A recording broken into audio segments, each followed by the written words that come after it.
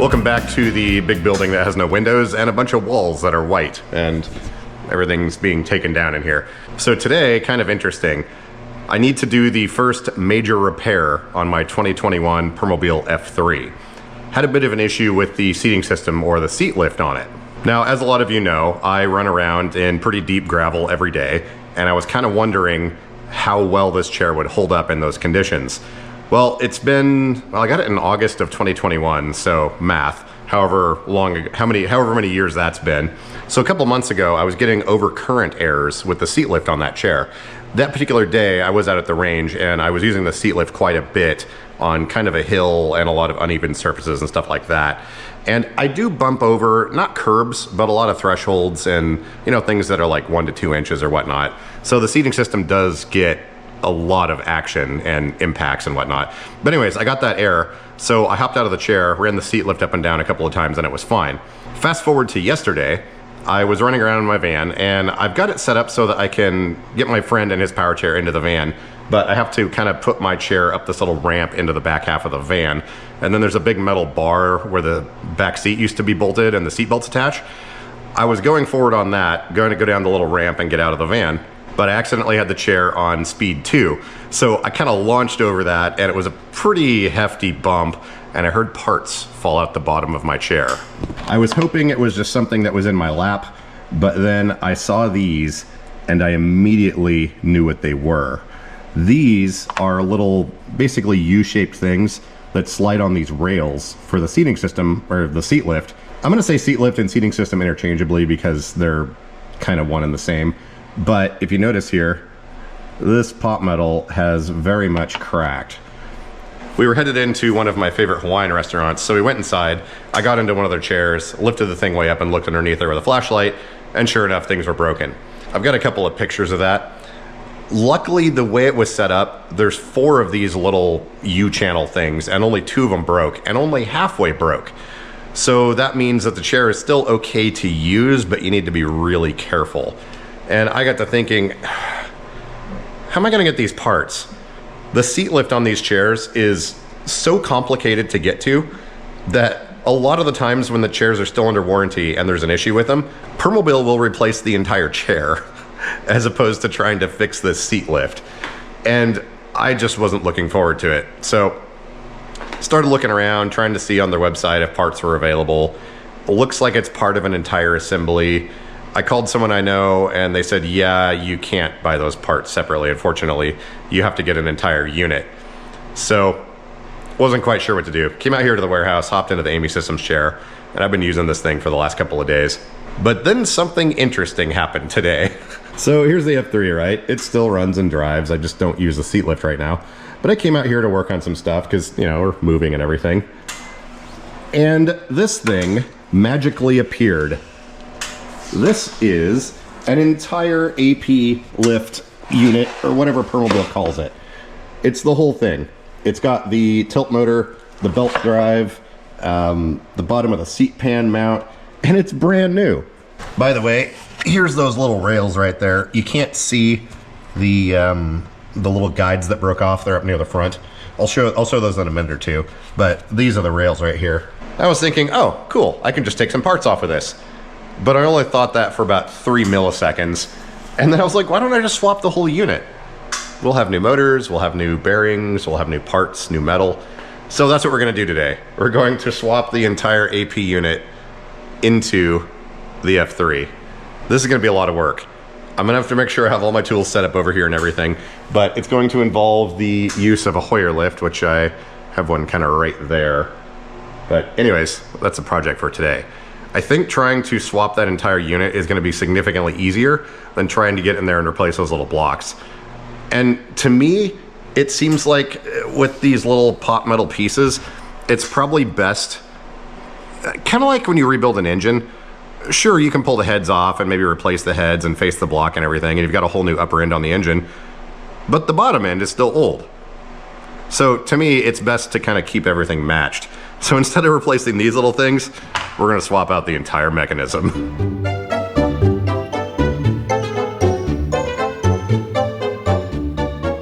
All right, let's start with the basics here. And we're gonna need to pull the seat pan off of this thing.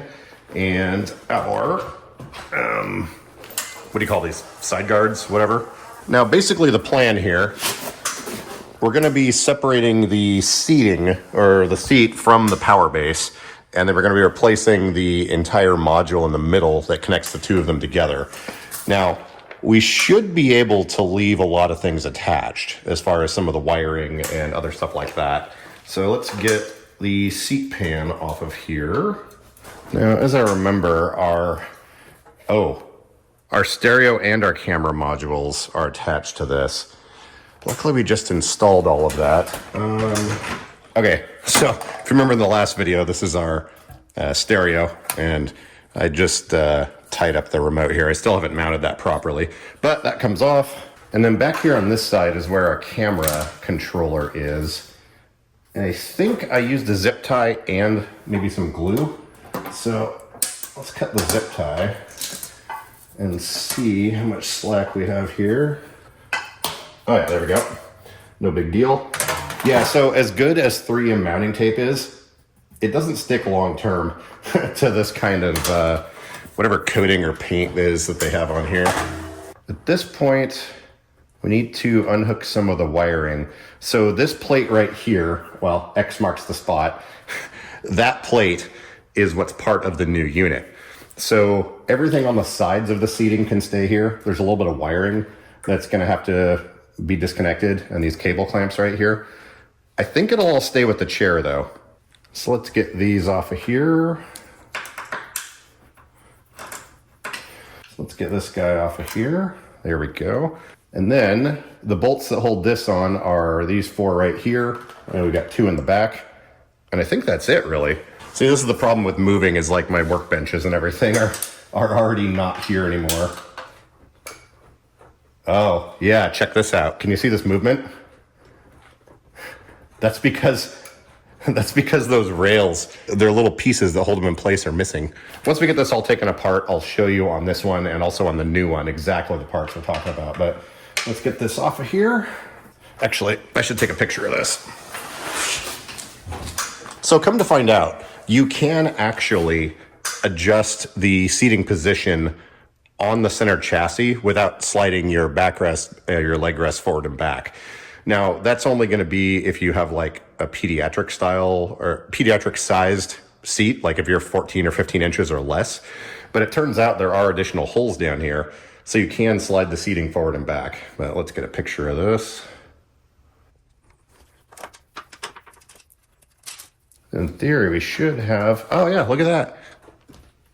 Yeah, so it's just basically 6 bolts. Okay, so those are all the same length. I think at this point, it should be pretty much detached from the base. Let's give it a very careful jiggle. Oh yeah, look at there.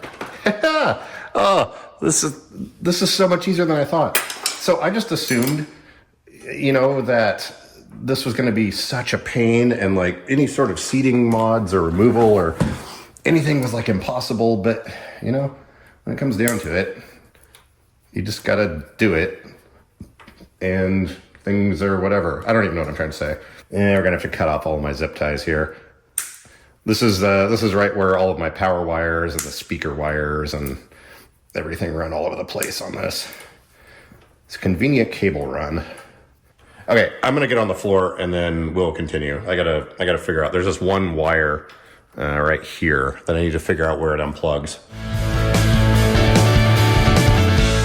Okay, so there's one wire that comes around from the front and connects to the back here to where our actual seat lift motor is. Now we're gonna be replacing basically 2 actuators on this chair and that whole central chassis. There's the seat lift motor, which is actually horizontal down here, and that is mounted this way. That is the seat lift motor. And then the vertical post in the front, that's actually the tilt actuator. And both of those work together. So the seat tilts like this, and then that lower motor pulls in to bring the chair up like that. So we're replacing both of those. But there's one cable back here that goes all the way around, and it's underneath this rubber cover, which I'm not offended to take this off of here, because this little rubber cover that came with my chair, I think you can see it right here, that thing was bent when I got it, so I'm perfectly happy to replace that. There's a couple of little panel plugs here that hold this in. There were a couple of screws on top. I already removed those. Now, this whole job is not really that difficult or complicated. I mean, it kind of is, but it's made a little bit more complicated because of all my aftermarket wiring that's on here. So our cable comes back right here, goes up and over, and it's very carefully routed underneath here with these clips, and this is where it unplugs. So we have to unhook this and then pull it all the way up front and around there. This is the only semi-difficult one to remove though. Oh, it just clicked in my brain. Okay, so that doesn't need to come off. There's some brackets down here that hold the cables in place, but they unbolt.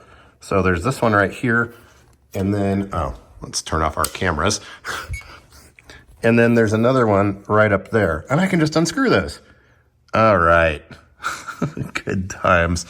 First time for everything, so let's get those off of there. The trick here now is working near the seat lift that's covered in grease without getting too much grease all over yourself, which might be not possible to avoid. One screw. Try not to get covered in grease. There we go. Oh, it fell into the forbidden zone. Okay, there we go. Yay, greasy. Okay, our wiring brackets are now loose. Can you see that? I'm gonna hop back up into the Amy chair here, and you guys are currently attached to the Hoyer lift. I'm gonna find some straps and get this thing set up. And then I think it's party time. Yeah.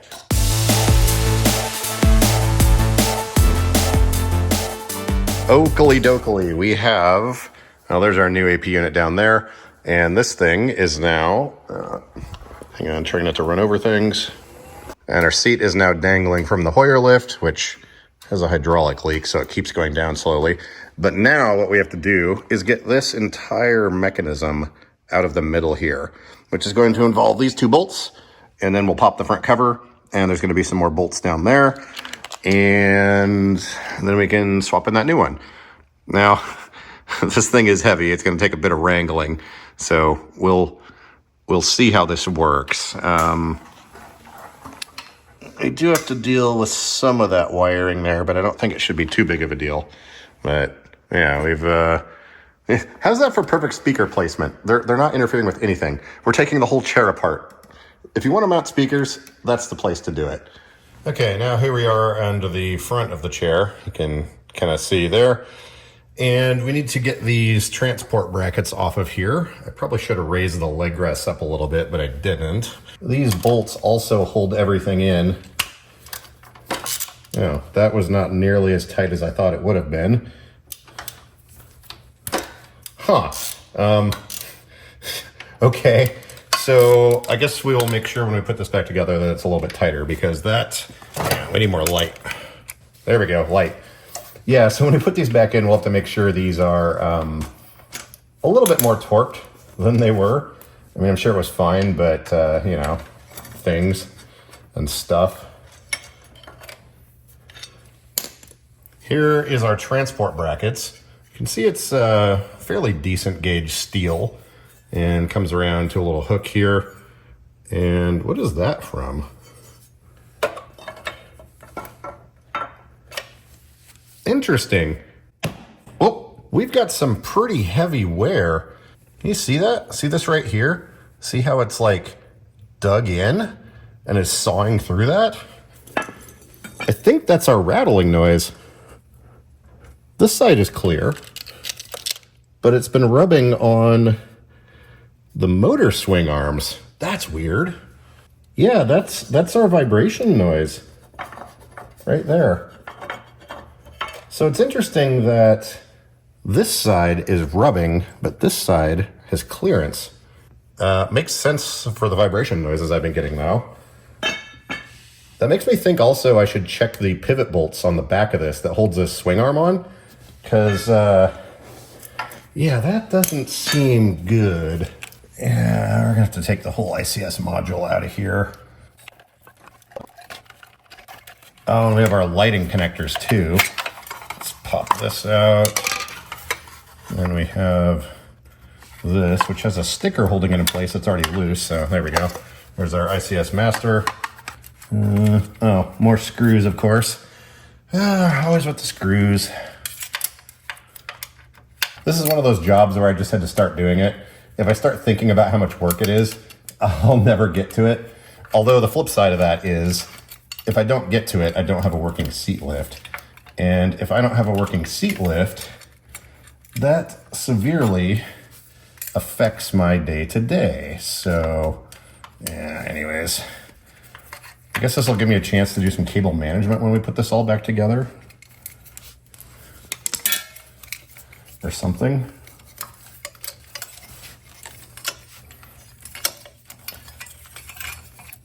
Oh, what a cluster.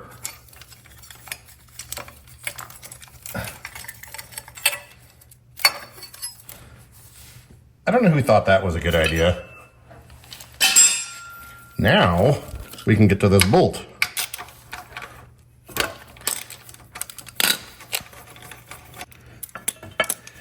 Yeah, see, this one, there's no wear marks at all. Compared to this one, it's been sawing a hole in it. Yeah, I'm gonna definitely check that pivot point on the back of the swing arm. It's, well, actually, it's not moving. Weird. Oh, so I preemptively put these little pieces of tape on here, trying to see if these plastic covers were a rattling point, but turns out we know what the rattle point was. It's metal being eaten away. Now, 4 bolts left. We got 2 on the bottom, and then these 2 middle ones are kind of captive-ish. You can see here that these bolts are in kind of a slot hole thing, so just need to loosen those and they can stay in place. That holds the whole thing up. So we'll loosen these about halfway. I think we should be ready to hoist this thing out of here. However, our Hoyer lift has bled off a little bit and it's hanging lower. So this needs to lift up and out. And, oh, we got to disconnect all these wires here too and move these out of the way. Oh, and all this too. Okay, let me take care of those real quick. Ah, no way. This whole thing is a separate bracket. So you take out this one screw right here, and our whole little wiring bracket comes right off.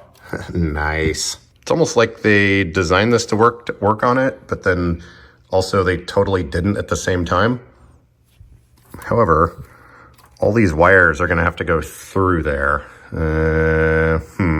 As it turns out, all these wires will just slip through, but the wire that won't come through is my aftermarket power feed to our power box. Almost forgot there's 2 more bolts. Got them loose, but didn't take them out. And there's another 2 bolts that I also forgot about again. It's behind this little clip here. I started trying to move the thing a little bit and it wouldn't move. I was like, what's going on? Okay, I promise these are the last 2. Although, I shouldn't make promises because, I don't know, excuse.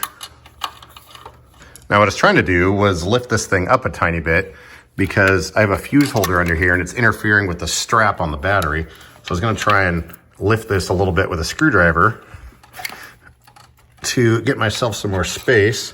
Oh, there's 2 more. Look, right there and right there. Wheelchair Ghost, in your video, I'm trying to remember, did you keep finding more screws when you were taking this off of your chair? Okay, now the flat blade screwdriver should, yeah, see? Now it's moving. This is what I needed to do to get this wire here out. There we go. Come on. Okay, wire's out. Okay, let's get some screws and clips out of the way here. So I think this is the point where we start wrestling with things. Now that this is out of the way, we can pull a cable out, pull this over. Yeah, I'm gonna cable manage the crap out of this thing when I put it back together.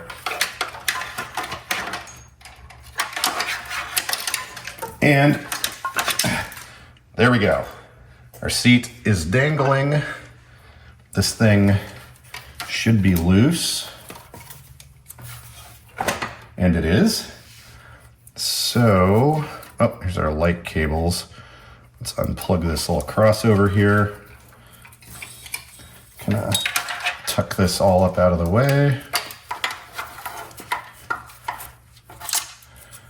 Okay, now, greasy. We will lift this up and through. I think. And our leg rests are in the way. Oh wait, hang on. We can just, we can jack up our chair a little more, hang on. Now we should have plenty of clearance to get this thing out of here. Seeing as how our wires are not connected anymore, they're completely out of the way. Blah, blah, blah, something, something.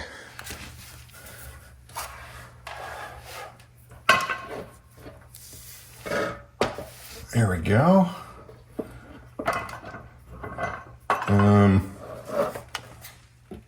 I supposed to put this thing in my lap? I didn't think ahead here. Hang on a minute. That was a lot of work. Look, it's a thing. And we have power base with some batteries and some seating that's just kind of flying around up there. Oh, I just realized that thing's down all the way. That's going to make it much more annoying to install. All right, well, I'm going to take a break and I'm going to show you what's missing or what happened to this thing.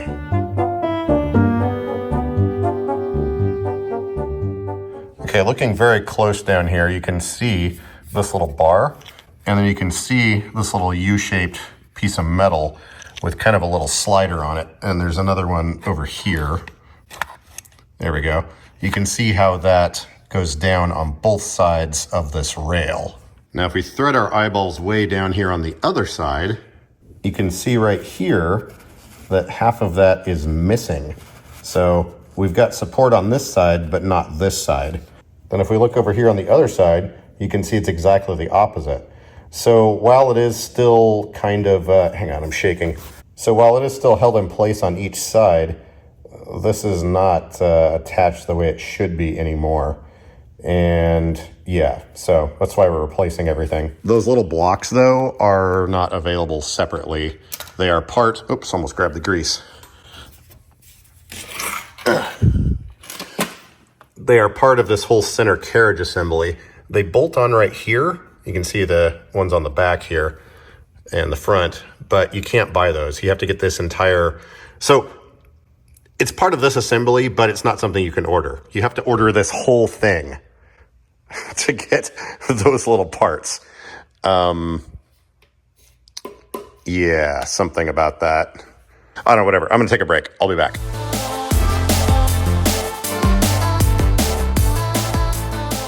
Okay, so what have we learned so far? And yes, my feet are just on the floor.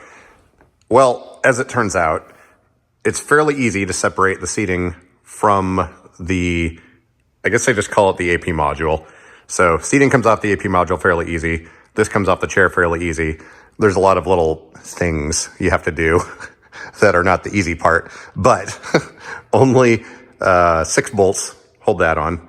We can slide it forward and back, which is super handy to know, which actually you don't want to slide that forward and back if you're using standard adult size seating because parts of the chair will collide with other parts. But if you're trying to set up a pediatric chair, or you got a chair that was set up for a child and you're an adult and you want to swap it around, we know that's all adjustable now. This thing is all in one unit.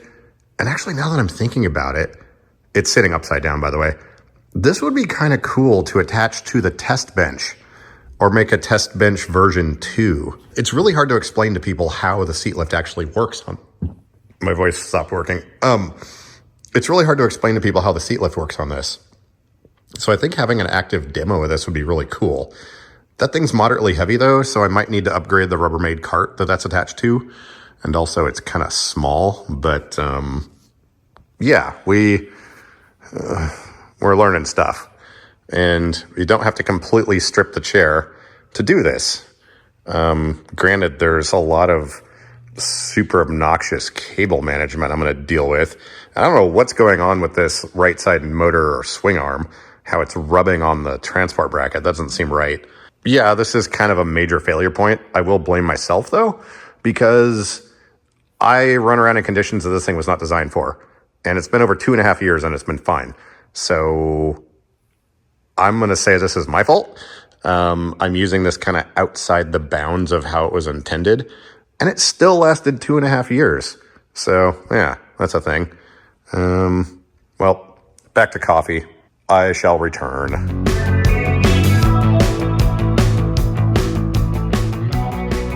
Okay, now we just need to make this be in there.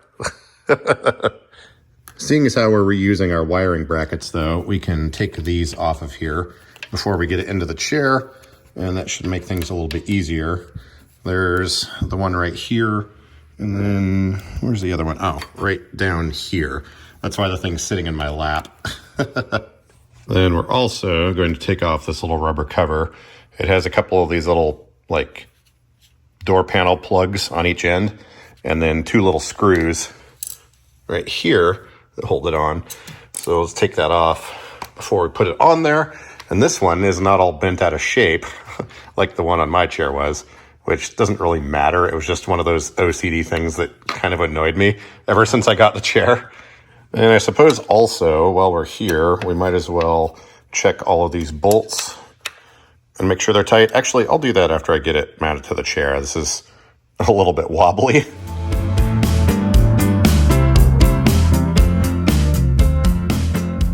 One of those moments where I'm breathing heavy again.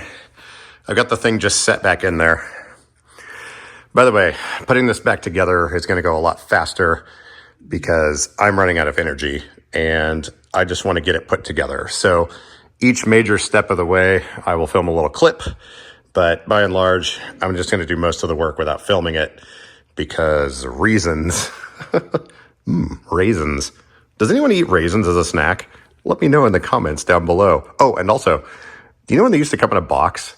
Did you ever use it as a whistle? Do you know what I'm talking about? If so, tell me about it. Random things I think about.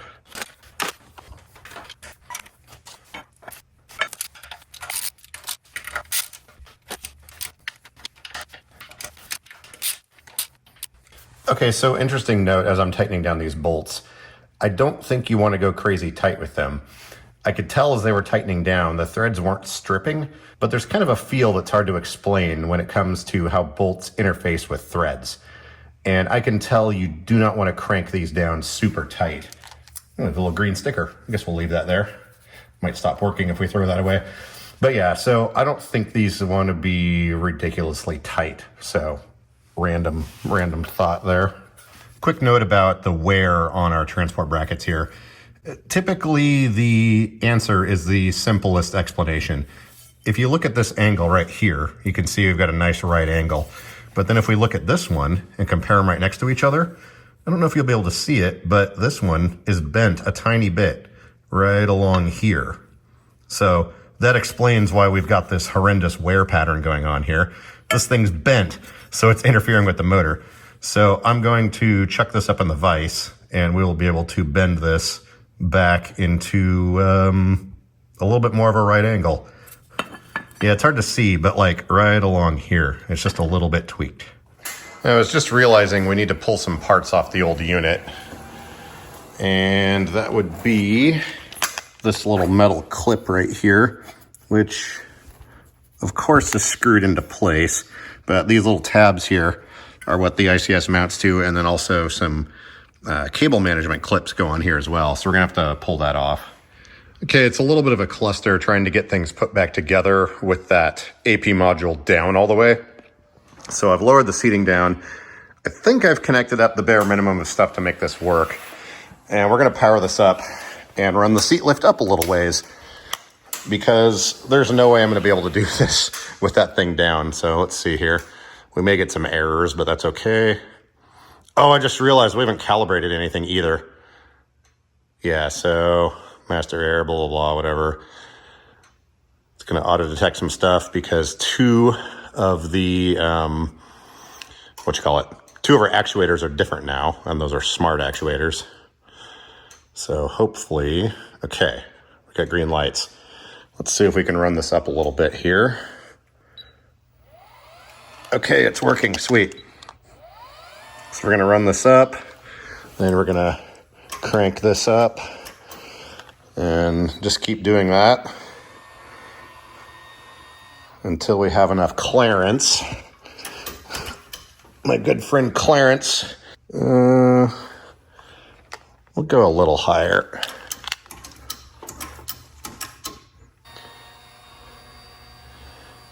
Okay, that should give us enough room to work. I need to be able to thread wires through there, so anyways, we'll shut this back down, kill our breaker, and then unplug this.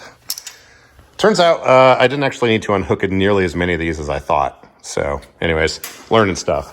Now I'm going to shuffle back onto the floor and continue wiring. I'll be back when I've made some progress. Progress update. The seat is now sitting on the AP unit, and I'm working on getting the little wiring brackets reattached here. Nice thing is with this is you can just pull these brackets off. If you have to reroute all these wires, it's a huge pain because they have to go in just the right spot. You have to set the slack and make sure they're not going to pinch or anything. And this here is going to connect right there. And then our loop should be all good and everything.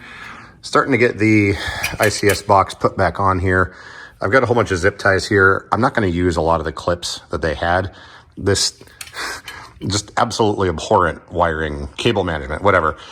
We're going to need to do something about that. So anyways, it's sitting on here now. We've got our camera module here and the wires for our speaker system over there.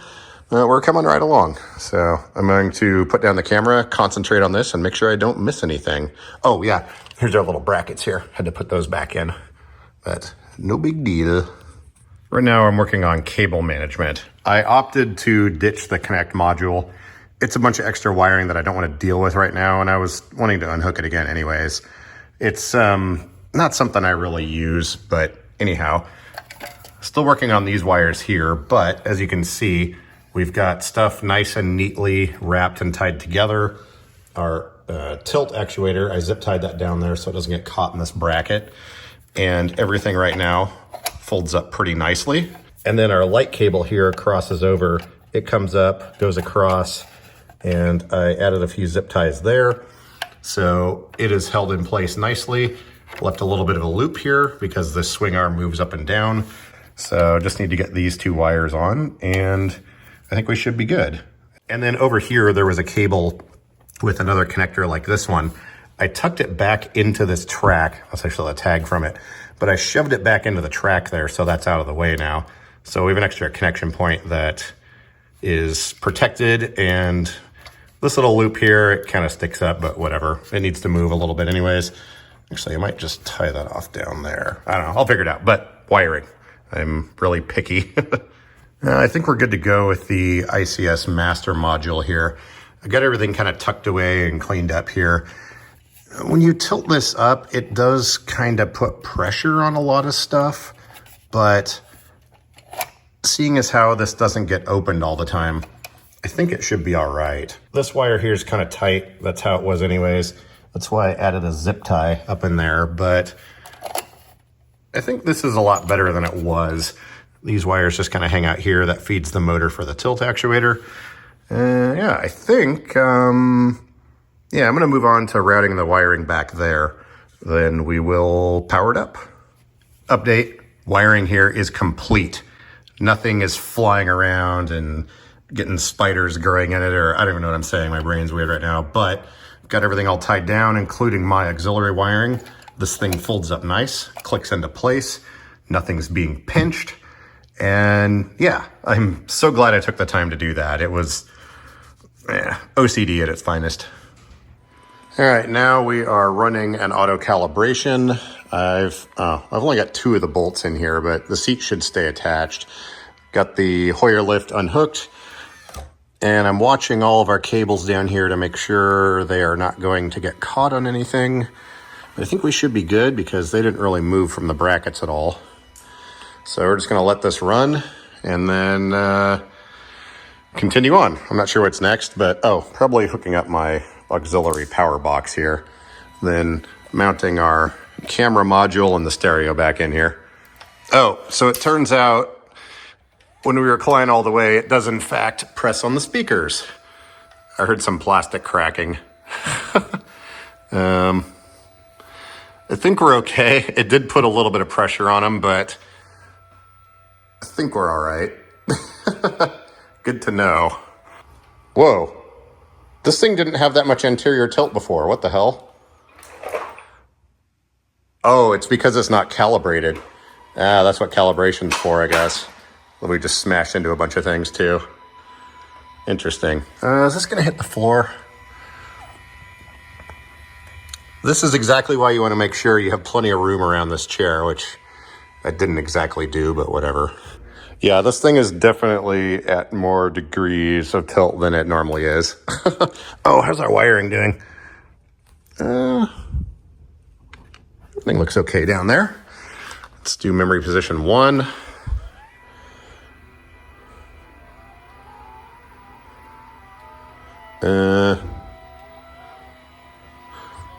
Come on, anterior tilt, do your thing.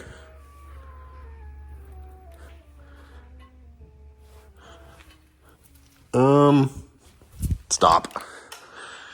So I don't know what happened here, but I'm gonna have to run this manually. Let's get our leg rest back out, since they are actually hitting the motors right now. And let's tilt back. We'll run our seat lift down. Oh, it thinks the seat lift is down all the way right now.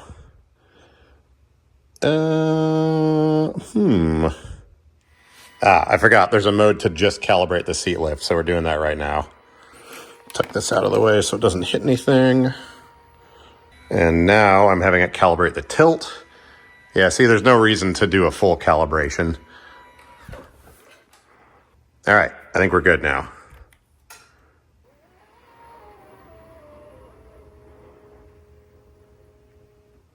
Okay, there we go. We're good. I just had to do individual calibrations for whatever reason. Now we're getting our seat attachment bolts put back in to actually fasten the seating down to the chair, which is kind of amazing. It's only 6 bolts.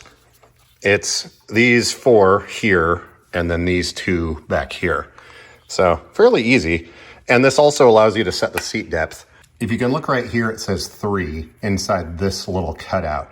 This is the standard setting for setting the distance forward and back for the entire seating system. And if it was like pediatric seating or something else, they could slide it forward or back. But yeah, basically that number 3 right there is what you want inside this cutout. Just ignore what's over here. I'm not sure earlier why I said this wasn't that much work. I'm almost dead right now, but we've got it back together. It's functioning. Got the rear cover on. I've got my power box hooked up. The last thing I need to do is bend this transport bracket. And it turns out I don't have a vise here that's bolted down. The seat pan's back on. We got the stereo is all reconnected. The speakers made a little bit of crunching noise when it was doing the auto calibration, but they're fine. Cameras are working. So I think we're dangerously close to putting the cushion back on and being done with this thing. Just got the front cover left there. I am just a wee bit tired though for some reason. I mean, I knew it was gonna be a lot of rolling around on the ground, but yeah. Anywho, what is it, like almost 5:30 right now. So, words. I'm gonna do some more stuff and then I guess I'll be back.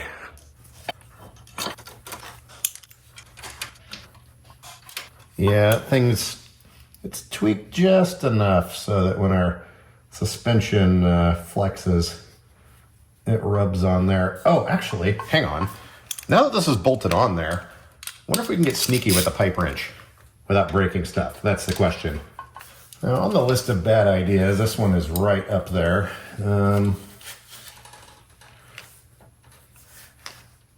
Oh, this might work. if I don't bust my knuckles. I wonder if I have a cheater bar here. Like a piece of pipe I can stick on the end of this. Oh, I do. I have a jack handle. Hang on. This bad idea is about to get worse. All right, turns out the jack handle is too small a diameter to fit over that, but I do have this drop hitch. Oh, it fits. Along the lines of bad ideas, I think this is definitely something. Let's give it a whirl here.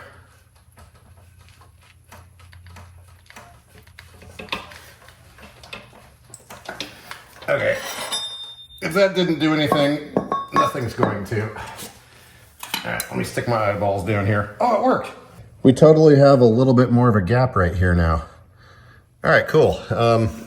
Thank you, pipe wrench and 6-inch trailer drop hitch, which apparently is configured as a lift hitch currently for some reason. Not sure what scenario you'd ever use that for, but anyways, back to work. I will return when it's 100% complete.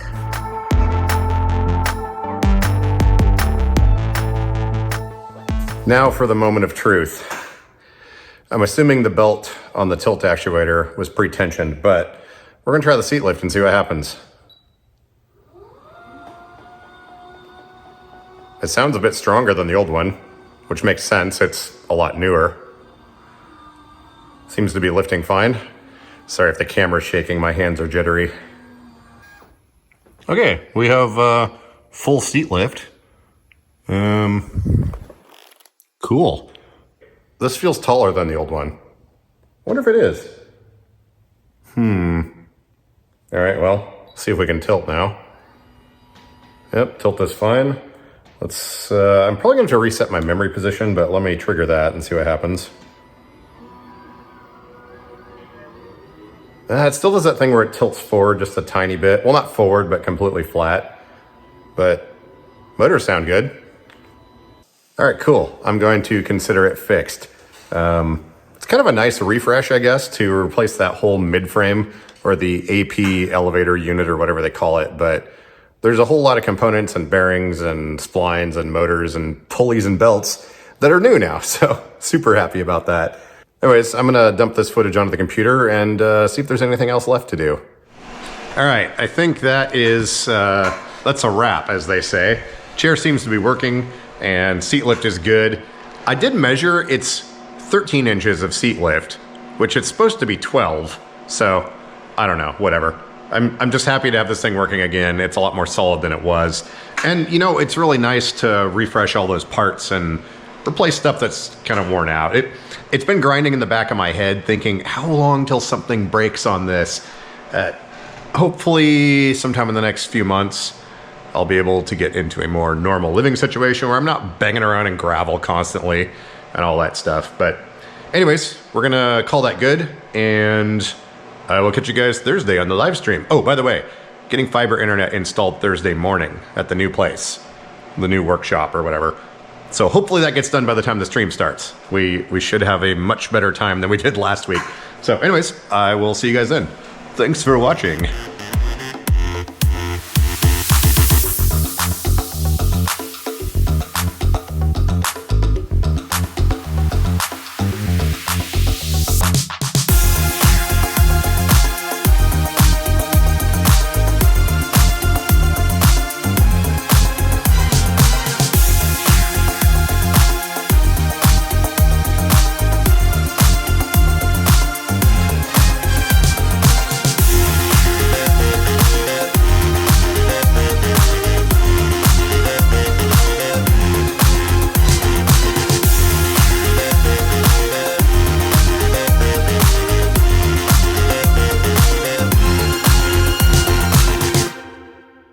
Well, apparently there's snow again.